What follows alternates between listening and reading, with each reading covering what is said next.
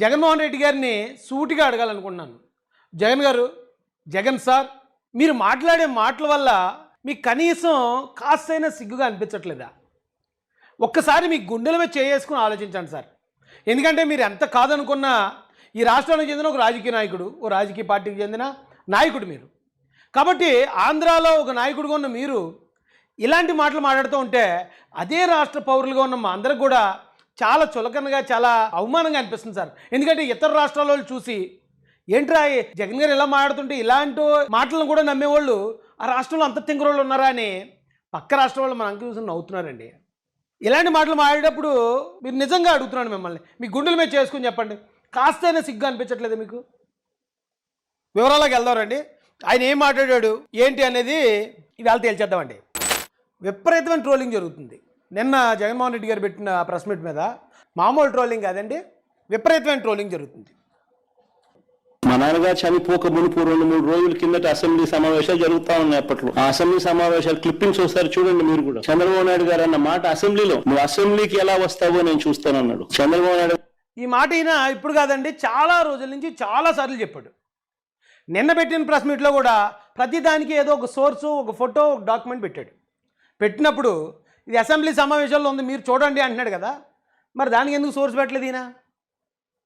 నిజంగా ఆయన ఆ మాట అనుంటే చంద్రబాబు నాయుడు గారు ఆ సోర్స్ కట్ చేసి నిన్నే చూపించవచ్చు కదా, లేదా అంతకుముందు అన్నాడు అప్పుడు చూపించవచ్చు కదా, లేదా వివేకానంద రెడ్డి గారు చనిపోయిన రోజు కూడా ఇదే పాటని చెప్పాడు అప్పుడు చూపించవచ్చు కదా, అప్పుడు ఎడిట్ చేయొచ్చు కదా, వెళ్ళారు మంచి ఎడిటింగ్ టీం ఉంది కదా. ఆయన అసెంబ్లీలో రాజశేఖర రెడ్డి నువ్వు ఎలా వస్తావు చూస్తాను రేపు అని ఆ మాట పెట్టాలి కదా. ఎందుకు ఆ మాట పెట్టట్లేదు? ఎందుకంటే అది అబద్ధం కాబట్టి. ఒక అబద్ధాన్ని 100 సార్లు చెప్తే అది నిజమైపోద్దనే ఆ గోబెల్స్ యొక్క ప్రచార తీరు ఎలాగైతే ఉందో అదే ప్రచార తీరును అవలంబిస్తారు జగన్ గారు. అది అబద్ధం.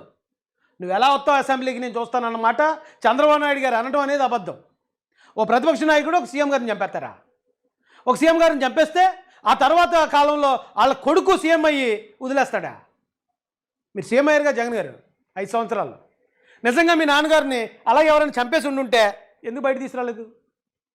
మొత్తం అన్నీ మీ చేతుల్లో ఉన్నాయి కదా. ఆ రోజు లేనిపోయిన తప్పుడు కేసులు, లేనిపోయిన ఆరోపణలు చేసి ఆయన జైల్లో పెట్టారు కదా చంద్రబాబు నాయుడు గారిని. మరి మీ తండ్రి మర్డర్ కేసులో పెట్టలేపోయారే? దానికి ఎందుకు ఆధారాలు చూపించలేపోయారు? ఇప్పుడు ఎందుకు వచ్చి ఇలాంటి మాటలు మాట్లాడుతున్నారు? అయితే ఆ రోజు చంద్రబాబు నాయుడు గారు అన్న మాటలో ఎవరో తీసి ఎడిట్ చేసి పెట్టారండి. అన్న ఈ మాట తర్వాత 2-3 రోజులకి నాన్నగారు చనిపోయారు. Helicopter accident. వెంకటేశ్వర స్వామికి జరిగే అపవిత్రతని ఈ హౌస్ లో డిస్కస్ చేయడం అంటేనే నేను నమ్మోషిగా భావిస్తున్న దిశ. ఎందుకంటే ఆ పవిత్రత దెబ్బతింటే, వెంకటేశ్వర స్వామి పవర్ దెబ్బతింటే చాలా ప్రమాదం వస్తున్న దిశ.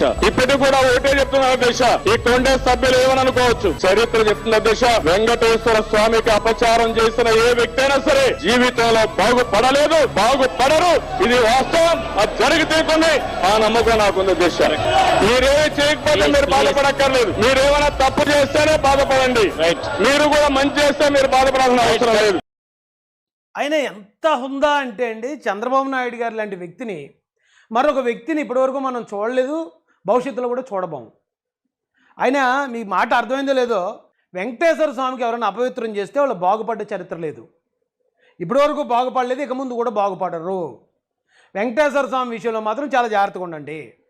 ఇప్పుడు మీరు ఏమైనా తప్పు చేయకపోతే ఓకే, మీరు రిలాక్స్డ్గా ఉండండి. మీరు తప్పు చేస్తే కనుక ఖచ్చితంగా మీరు భయపడాల్సి ఉంటుంది. ఎవరో బాగుపడలేదు అన్నమాట అన్నాడండి ఆయన. ఎవరు చావు కూడా ఆయన కోరుకోడు. పలానా వాళ్ళు చచ్చిపోవాలి, వాళ్ళు చచ్చిపోతే నాకు పలానా పదవులు వచ్చేస్తాయి, లేకపోతే పలానా వాడు చచ్చిపోతే వాళ్ళ ఆస్తులు నాకు కలిసి వస్తాయనే ఆలోచన ఎప్పుడు ఆయన మాటల్లో మనం చూడడం ఆయన బుర్రలోనే ఉండదు అది. అలాంటిది ఈయన ఏం చెప్తున్నాడు, ఆయనేమన్నాడు, ఈయన ఏం చెప్తున్నాడు అండి.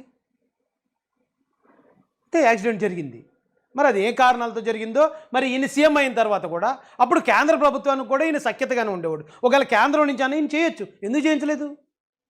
ఎందుకు ఈవేళ వచ్చి ఏదో ఆట అన్నాడు సోడు చాలేదు అన్నట్టు ఈవేళ వచ్చి విమర్శలేండి? మీరేమి సాధారణమైన వ్యక్తి ఏం కాదు కదా, సామాన్యుడు ఏం కాదు కదా జగన్ గారు. మీరు ఈ రాష్ట్రానికి ఒక సుప్రీంగా మీరు 5 సంవత్సరాలు పరిపాలించిన వ్యక్తి కదా, 151 సీట్లు మీ దగ్గర ఉన్నాయి కదా. నిజంగా మీ బాబాయ్ గారి కేసులో, మీ బాబాయ్ గారి చావులో చంద్రబాబు నాయుడు గారు ఉంటే ఆ రోజు మీరు బయటపెట్టి ఆయన అరెస్ట్ చేయలేదే. మీ తాతగారి కేసులో ఏదైనా ఉంటే అది బయటకు తీసి తిరగదోడి, ఎందుకంటే 2016 కేసునే తిరగదోడినట్టు ఏదో యాక్ట్ చేసినట్టు సాక్ష్యాలు లేకపోయినా ఆయన అరెస్ట్ చేశారు కదా. మరి మీ తండ్రి గారి చావులో చంద్రబాబు నాయుడు గారు వస్తుంటే మీరు ఎందుకు బయట తీయలేదు? ఎందుకండి ఈరోజు వచ్చి మాటలు ఎందుకు, ఉత్తొత్త మాటలు? ఆయన ఏమన్నాడు, మీరు ఎలా క్రియేట్ చేస్తున్నారు?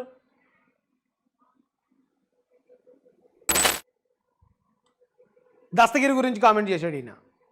ఈ దస్తగిరి అనే వ్యక్తి, చంపిన వ్యక్తి, ఈ దస్తగిరి అనే వ్యక్తి ఇవాళ స్వేచ్ఛగా పోలీసుల వత్తాసుతో దర్జాగా కారులో తిరుగుతా ఉన్నాడు. జగన్మోహన్ రెడ్డి ఈ రోజున ఏదైతే చెప్తా ఉన్నారో, ఒక హంతకుడిని మీరు బయట చెప్తారో నిస్సిగ్గుగా బయట చెప్పుకుంటా తిరుగుతా ఉన్నాడు, వాడిని ఇడిచిపెట్టినారు, అమాయకుల్ని పట్టుకున్నారు అనే మాట మాట్లాడండి. ఈ పొద్దు పూర్తి స్థాయిలో ఖండిస్తా ఉన్నా. ఈ పొద్దు హత్య చేయించిందే నువ్వు, ఈ పొద్దు మాట్లాడే అర్హత నీకు లేదు.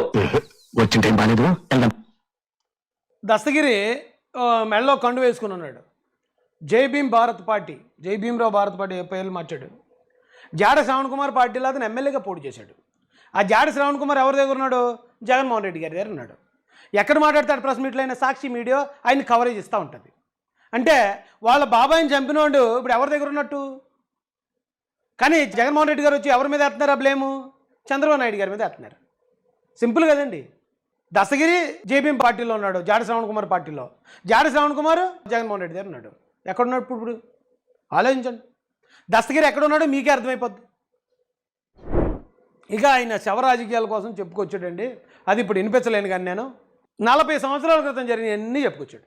పలానా దగ్గర చంద్రబాబు నాయుడు గారు చంపేశారు, పలానా ఆయన చంద్రబాబు నాయుడు గారు చంపేశారు, పలానా ఆయన 40 సంవత్సరాల నుంచి, 40 సంవత్సరాల క్రితమే, ఇప్పుడు ఏం కాదు, అన్నీ 40 సంవత్సరాల క్రితం.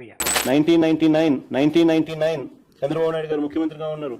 1999 ఎన్నికలకు ముందు ఏడాది ముందు చంద్రబాబు నాయుడు గారు ముఖ్యమంత్రిగా ఉన్నప్పుడు నా తాతగారిని రాజారెడ్డి గారిని చంపారు.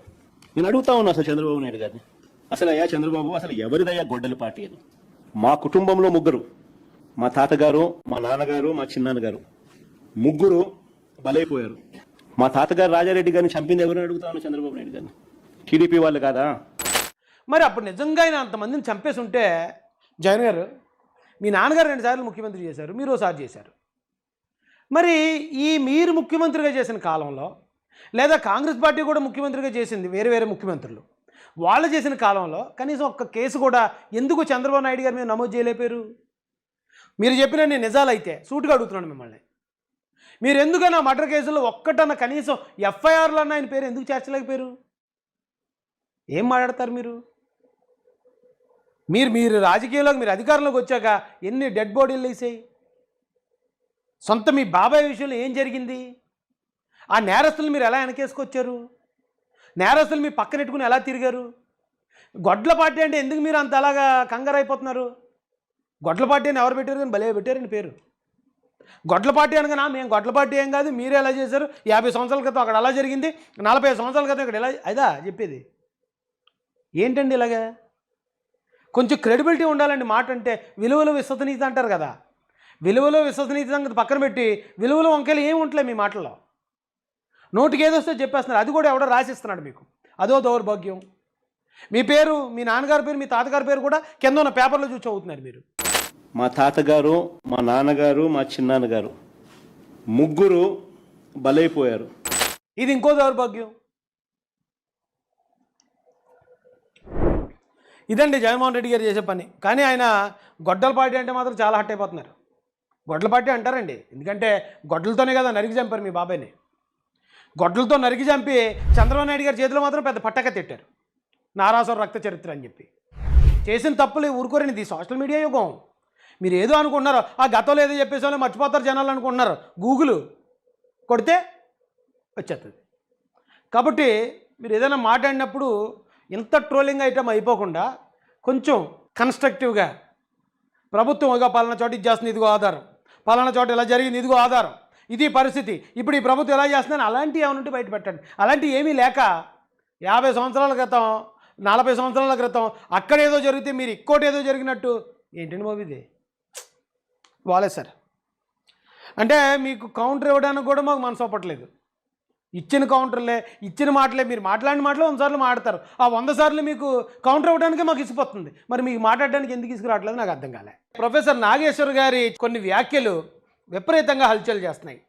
జనసేన నాయకులు పవన్ కళ్యాణ్, నాదెళ్ల మనోహర్ ఇతరులు వెళ్లి అమిత్ షాను కలిశారు. అమిత్ షాను కలిసి మనం జగన్ ను లోపలయ్యాలి, జగన్ ను మా వాళ్ళ ఒత్తిడి తెస్తున్నారంటే అమిత్ షా చెప్పింది ఏంటంటే రాజకీయాల్లో ఇన్స్టాంట్ ఫ్రెండ్ ఉంటాడు, లాంగ్ టర్మ్ ఫ్రెండ్ ఉంటాడు. Telugu Desam instant friend, Jagan long term friend అని మీరు కూడా ఆ వైఖరి మార్చుకోండి అని సలహా ఇచ్చారు. అలా చెప్పినప్పుడు ఇప్పుడు నాదెండ్ల గారు వచ్చి ఖండించారు, అదేం కాదు, ఏం మాట్లాడుతున్నారు, అదంత అవాస్తవం అన్నాడు ఆయన. ఎందుకు ఆ విధంగా మాట్లాడారో నాకు తెలియదు, ఎవరు మాట్లాడారో కూడా తెలియదు. అది పూర్తిగా అవాస్తవం. అది దయచేసి ఆయన ఉపసంహరించుకోవాలి. అది కరెక్ట్ కదా ఇన్ఫర్మేషన్. నిన్న పవన్ కళ్యాణ్ గారు ప్రెస్ మీట్ పెట్టి చాలా చిరాకు పడ్డాడు ఆయన. నేను ఎవరిని అరెస్ట్ చేయితే నేను ఎదుగుతానని అనుకోవడం ఏంటి, నేను కష్టపడి దేనన్నా తట్టుకోనకు వచ్చినోడిని నేను వెళ్ళి ఎవరినో అరెస్ట్ చేయమని అంటాం ఏంటి అని ఆయన అన్నాడు. నేను అమిత్ షా గారు మాట్లాడుకుంటామంటే ఆయన పక్కనే ఉండి విన్నట్టుగా మాట్లాడు. ఆయనకి నేను ఏదో చెప్పానంట, ఆయన నన్ను తిట్టారంట. వైసీపీ నాయకుడి గురించి అంటే ఆయనకి జైలుకి వెళ్ళిపోవాలి, అరెస్ట్ చేయాలంటే ఆయన అంటే క్లాస్ తీసుకున్నారంటున్నారు. అంటే ఒక్కటి జైలుకి వెళ్ళిపోయి ఒకళ్ళకి ఏదైనా అయిపోతే దానివల్ల జనసేన ఎదుగుతాడు, పవన్ కళ్యాణ్ ఎదుగుతాడు. అంత దిగజారుడు మైండ్ సెట్ ఉంది. అసలు దానికోసం పాలిటిక్స్కి వస్తాం? ఎంత తెగించే గుణం అంటే వస్తాం పాలిటిక్స్కి? అలాంటి నేను కూర్చోబెట్టంటే వైసీపీ నాయకుడు అంటే ఆయన జైలుకి వెళ్ళాలని చెప్పానని ఈయన ఊహించుకొని చెప్తారు. అదో పెద్ద న్యూస్ అది. నిజానికి ఇది ఖండించాల్సింది ఎవరు? పవన్ కళ్యాణ్ గారు, తెలుగుదేశం వాళ్ళు, లేకపోతే ఇంకొకరు కాదండి. ఎవరు ఖండించాలి? వైఎస్ జగన్మోహన్ రెడ్డి గారు ఖండించాలి. ఎందుకు ఖండించాలి? ఇప్పటికీ జగన్మోహన్ రెడ్డి గారి దగ్గర కొన్ని గొర్రెలు ఉన్నాయి. ఆ గొర్రెలు ఏమంటాయంటే, ఆ రాయేష్ బీజేపీ పొత్తులో ఉన్నప్పుడు మీరు ఎలా ఉంటారు, మనం బీజేపీకి వ్యతిరేక సిద్ధాంతం కదా, బీజేపీ మతతత్వ రాజకీయాలు చేస్తుంది కదా, మీరు బీజేపీతో ఎలా ఉంటారని ఇప్పటికీ మమ్మల్ని విమర్శించే గొర్రెలు కొన్ని ఉన్నాయి అందులో. ఆ గొర్రెలకి అదేంటి ఇంత మాట అన్నప్పుడు జగన్మోహన్ రెడ్డి గారు వచ్చి అబ్బాయి మేము అలా కాదు, మేము వీళ్ళందరూ అనుకున్నట్టు మతతత్వ పార్టీతో మేము ఉండం, మేము కాంగ్రెస్ బ్యాక్గ్రౌండ్తో వచ్చిన వాళ్ళం, లౌకిక బ్యాక్గ్రౌండ్తో వచ్చిన వాళ్ళం, కాబట్టి ఆయనకి నేను ఎలాగ శాశ్వత మిత్రుని అవుతాను, కానే కాదు అని ఆయన ఖండించాలి. ఎందుకు ఖండించలేదు? జగన్ గారు ఎందుకు ఖండించలేదు? ఖండించకపోగా ఆయన ఏమన్నాడు చూపిస్తాను రండి. సార్, జనసేన అధినేత ఈ మధ్యన హోంమంత్రి అమిత్ షా వద్దకు వెళ్ళారని, ఏదో వైఎస్ జగన్ గారి మీద ఇబ్బంది పెట్టాలని చెప్పిన సందర్భం ఒకటి ప్రొఫెసర్ నాగేశ్వరరావు మొన్న మధ్యన చెప్పారు. అయితే అమిత్ షా చివాట్లు పెట్టి రాజకీయాల్లో నమ్మదగిన వ్యక్తి చంద్రబాబు కంటే జగనే బెటర్ అని అన్నట్టు కూడాను ఆయన అన్నారు. అది బాగా నవ్వుతున్నాడండి. ఫస్ట్ ఇప్పుడు సిద్ధాంత వైరుధ్యాలు ఉన్న పార్టీలు కదా, మాకు బీజేపీకి అసలు సంబంధం లేదని ఎప్పటికీ వైసీపీలో ఉన్న వాళ్ళు కొంతమంది మమ్మల్ని విమర్శిస్తూనే ఉన్నారు కదా. విమర్శిస్తున్నప్పుడు ఆయన మీద ఆరోపణ వచ్చినప్పుడు ఇది ఆరోపణలో తీసుకోవాలి. ఆయన ఆరోపణలో తీసుకోకుండా ఆయన ఏమవుతున్నాడండి? మగధీర సినిమాలో సీన్ ఉంటుందండి. ఆ సినిమాలో రామ్ చరణ్ గారు వచ్చి బ్రహ్మానందంతో నువ్వు సెకండ్ సెటప్ మెయింటైన్ చేస్తావు కదా అంటాడు. ఎవరికి తెలుసు, నీలాంటి అంకుల్సే చాటుగా సెకండ్ సెటప్లు పెట్టేది అనగానే రామ్ చరణ్ గారు వెళ్ళిపోతారు. ఈయన బ్రహ్మానందం గారు కోపం నటిస్తారు. ఫస్ట్ నటించి రామ్ చరణ్ గారు వెళ్ళిపోయి తలిపేసి సెకండ్ సెటప్, ఆహా ఆ ఊహ ఎంత ఆనందంగా ఉందంటాడు. సెకండ్ సెటప్ అంటే అన్నాడు కానీ ఆ ఊహ ఎంత బాగుందో. సేమ్ ఇక్కడ జగన్మోహన్ రెడ్డి గారు కూడా బీజేపీకి శాశ్వత మిత్రుడు, బీజేపీకి అనుకూలమైన వ్యక్తి అని అమిత్ షా గారు అన్నారని ఎవరో చెప్తే అరే రే ఆ ఊహ ఎంత బాగుందని ఆనందపడుతున్నాడు. ఆయన ఖండించట్లేదు. మరి వైసీపీలో ఉన్న గొర్రెలు దీనికి ఏం చెప్తే సమాధానం? ఏం చెప్తారండి? ట్రోల్ అవుతుంది ఇప్పుడు. అది ఆయన చూసిన, ఆయనకు తెలిసిన ఎక్స్పీరియన్స్తో ఆయన చెప్తా ఉన్నాడు. చంద్రబాబు నాయుడును చూసినాడు, జగన్ను చూసినాడు, ఇప్పుడు చంద్రబాబు నాయుడు గారి పాలన చూస్తూ ఉన్నాడు, జగన్ చేసిన పాలనను చూశాడు. ఆయనే కాదు ప్రజలంతా కూడా చూసినారు. కాబట్టి ఎవరి నోట్లో అయినా కూడా, ఎవరి నోట్లో నుంచి వచ్చినా ఇవే మాటలే వస్తాయి. సార్, జనసేన అధినేత ఖండించాడండి. ఆయన ఖండించాల్సింది ఎవరు? అరే ఆయన కాంగ్రెస్ పార్టీ బ్యాక్గ్రౌండ్ నుంచి వచ్చిన వ్యక్తి, కాంగ్రెస్ పార్టీ ఓటర్లని, కాంగ్రెస్ పార్టీ నాయకుల్ని తీసుకుని వైఎస్ఆర్ అని వాళ్ళ నాన్నగారి పేరు, కాంగ్రెస్ అని కాంగ్రెస్ పేరు తెచ్చి పెట్టుకున్న వ్యక్తి. నేను ఎట్టి పరిస్థితుల్లోనూ బీజేపీతో చేతులు కలపను, కాబట్టి కాంగ్రెస్ ఓటింగ్ అంతా నాకే ఓటు వేయండి అని ముస్లింల్ని, క్రిస్టియన్ని, దళితుల్ని నమ్మించి మోసం చేసిన వ్యక్తి ఈవేళ బీజేపీ మిమ్మల్ని శాశ్వత మిత్రుడిగా చూస్తుందంటే ముసిముసి నవ్వులను అవుతున్నాడు. అరే ఆ ఊహ ఎంత బాగుంది అంటున్నాడు. ఇంతకన్నా డబుల్ గేమ్ ఇంకోటి ఉందా? అరే పొత్తు పెట్టుకొని మేము పొత్తులో ముందుకెళ్తా ఉంటే మమ్మల్ని విమర్శిస్తున్న వాళ్ళు చాలామంది ఆ పార్టీలో ఉన్న ఆ క్రిస్టియన్, ముస్లిము, దళితులు మీరు బీజేపీని శత్రువుగా భావిస్తారు కదా. మరి మీ బాస్ ఏంటి ముసిముసి నవ్వులను అవుతున్నాడు? మీరు మమ్మల్ని దేశద్రోహులుగా, మమ్మల్ని మత ఛాందసవాదులుగా చూస్తున్నారు కదా కూటమిలో ఉన్నామని. మరి మీ బాస్ని ఏం మాట్లాడరా? ఇదేనా పద్ధతి? ఇంకో మాట కూడా చెప్తానండి. రాజశేఖర రెడ్డి గారి ఫోటో అంటే వైఎస్ఆర్ అని, ఈయన పార్టీయే వైఎస్ఆర్ కాంగ్రెస్ పార్టీ, అంటే వైఎస్ఆర్ పార్టీ అని పెట్టుకోవచ్చు. కాంగ్రెస్ అనే తోక లేకపోతే ఇక్కడున్న కాంగ్రెస్ ఓటింగు, బీజేపీని సిద్ధాంతపరంగా వ్యతిరేకించే ఓటింగు ఇతన్ని నమ్మదేమో అని ఆ కాంగ్రెస్కి వెన్నుపోటు పొడిచి కాంగ్రెసే నన్ను జైల్లో పెట్టిందని నమ్మించి కాంగ్రెస్ పార్టీని రాష్ట్రంలో లేకుండా చేసి, కానీ ఇతను మాత్రం కాంగ్రెస్ అని పేరు పెట్టుకున్నాడు. ఎందుకంటే కాంగ్రెస్ ఓటింగ్ ఏదైతే ఉందో వాళ్ళని మోసం చేయడానికి. రెండోది వైఎస్ఆర్ గారి పేరు పెట్టుకున్నాడు. నిజానికి రాజశేఖర రెడ్డి గారికి, ఆయన భావాలకి, ఆయన సిద్ధాంతానికి జగన్మోహన్ రెడ్డి గారికి అసలు ఏం సంబంధం ఉంది? రాజశేఖర రెడ్డి గారు ఆయన 40 సంవత్సరాలు ఆయన రాజకీయం చేశాడు. 40 సంవత్సరాలు ఆయన కాంగ్రెస్ పార్టీలో ఉన్నాడు. ఆయన ఏ రోజు పార్టీ ఫిరాయించలేదు. ప్రతి సంఘటనలోనూ ప్రతి ఎలక్షన్లో కూడా బీజేపీని ఆయన సైద్ధాంతికంగా ఆయన ప్రత్యర్థిగానే భావించిన వ్యక్తి రాజశేఖర రెడ్డి గారు. మరి జగన్ గారు ఆయన గెలిచిన ఫస్ట్ దీని నుంచే డైరెక్ట్గా వాళ్ళ నాన్నగారికి ప్రత్యర్థి అయిన బీజేపీతో ఆయన కలిసి ఉన్నాడు. ఇప్పుడే తెలిసింది మనకి, ఇది సాక్ష్యం. ఈయన ఎలా రాజశేఖర రెడ్డి గారి పేరు చెప్పుకుంటారు? రాజశేఖర రెడ్డి గారి బ్రతుకంతా కాంగ్రెస్ పార్టీ, అలాగే సోనియా గాంధీ గారిని, రాహుల్ గాంధీ గారిని ప్రధాని చేయాలని ఆయన పనిచేశాడు. ఇదే జగన్మోహన్ రెడ్డి గారు వచ్చి అసలు ఆ కాంగ్రెస్ అనే పార్టీని ఈ రాష్ట్రంలో లేకుండా చేసి ఆ కాంగ్రెస్ పార్టీ వీళ్ళకి భవిష్యత్తు ఇచ్చిన కాంగ్రెస్ పార్టీని వెన్నుపోటు పొడిచిన వ్యక్తి. ఎలాగ ఈయనకి ఆయనకి కంపారిజన్ ఏం సంబంధం ఉందండి వీళ్ళిద్దరికీ? రాజశేఖర రెడ్డి గారు 40 సంవత్సరాలు రాజకీయం చేశారు. ఆయన 2004లోనో 2000లోనో ఆయన గెలిచేటప్పటికి ఆయన ఆస్తి ₹1 డబ్బులు లేక ఇల్లు అమ్ముకునే పరిస్థితిలో ఉన్నాడు రాజశేఖర రెడ్డి గారు. ఇది 40 సంవత్సరాలు రాజకీయం చేసి. How you got money? You know, before 2004, they wanted to sell his own house where he was residing because he don't have money, he want to pay debts. ఇల్లు అమ్ముకునే పరిస్థితిలో ఉన్నాడు రాజశేఖర రెడ్డి గారు. ఇది 40 సంవత్సరాలు రాజకీయం చేసి. తండ్రి ఒక్కసారి ముఖ్యమంత్రి అవగానే 1,00,000 కోట్లు సంపాదించాడు ఈయన. రాజశేఖర రెడ్డి గారు అన్ని సంవత్సరాలు రాజకీయంలో ఉన్న ఆయన మీద ఒక అవినీతి కేసు లేదు అప్పుడు దాకా. ఈయన వచ్చి ఒక్క టర్మ్కే దాదాపు 30 కేసులు ఈయన పెట్టించుకున్నాడు. 2-3 కేసులు ఆయన మీద కూడా పెట్టించాడు. అలా ఇద్దరికి ఏం సంబంధం ఉందండి? అసలు రాజశేఖర రెడ్డి గారి పేరు వాడుకోవడానికి ఈయనకి ఏ హక్కు ఉంది? ఆయన సిద్ధాంతానికి వారసుడా, లేకపోతే ఆయన నిజాయితీకి వారసుడా, లేకపోతే అసలు దేనికి వారసుడు ఈయన? కంప్లీట్గా ఆయన చేసిన ప్రతిదానికి వ్యతిరేకంగా పోతాడు ఈయన.